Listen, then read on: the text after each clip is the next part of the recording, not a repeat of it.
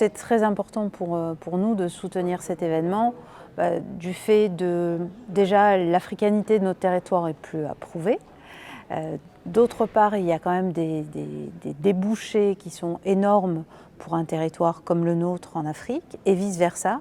Je crois que l'Afrique est intéressée par notre territoire dans une idée d'internationalisation de ce qu'elle peut offrir. Alors les intérêts sont multiples. Bon, il y a des intérêts qui sont naturels de part et d'autre de la Méditerranée, avec une identité culturelle qui est mixée, qui est très proche d'une part. D'autre part, je crois que nos deux territoires ont beaucoup à apprendre l'un de l'autre et nous avons été confrontés à la crise sanitaire et on a vu à quel point nos deux territoires étaient capables de résilience et je crois que les Africains sont un modèle d'exemple dans le domaine et notamment en termes de e-santé. On a beaucoup à apprendre de ce qu'ils ont développé comme outil justement de santé connectée, ça c'est absolument certain.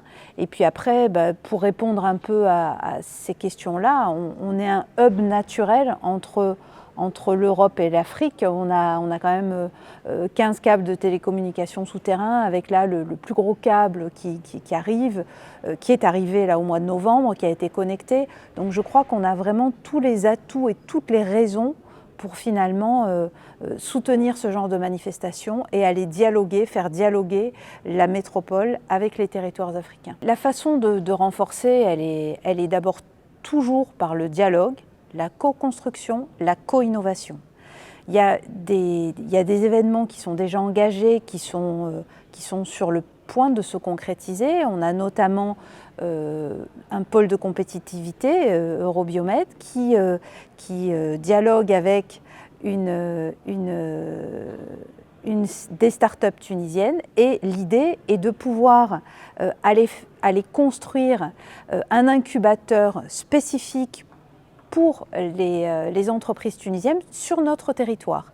Ce qui permettra, d'une part, effectivement, de mieux se connaître, parce qu'il est évident que si les métropolitains, les Européens veulent aller quelque part s'implanter sur le territoire africain, il faut le connaître, il faut faire des projets ensemble. On ne peut pas apporter des solutions qui ne vont pas correspondre aux spécificités de leur territoire. Et de la même façon, on peut permettre, nous, notamment avec cet accélérateur, d'appliquer des choses qui ont fonctionné chez nous et de permettre à ces entreprises africaines de s'ouvrir en France et à l'international, au moins sur tout le reste de l'Europe, et de pouvoir bénéficier de notre expérience. Voilà, donc c'est un deal gagnant-gagnant, je pense, qui va, comme je l'ai dit tout à l'heure déjà, je le répète, mais je pense que c'est vraiment les mots importants, c'est de la co-construction et de la co-innovation.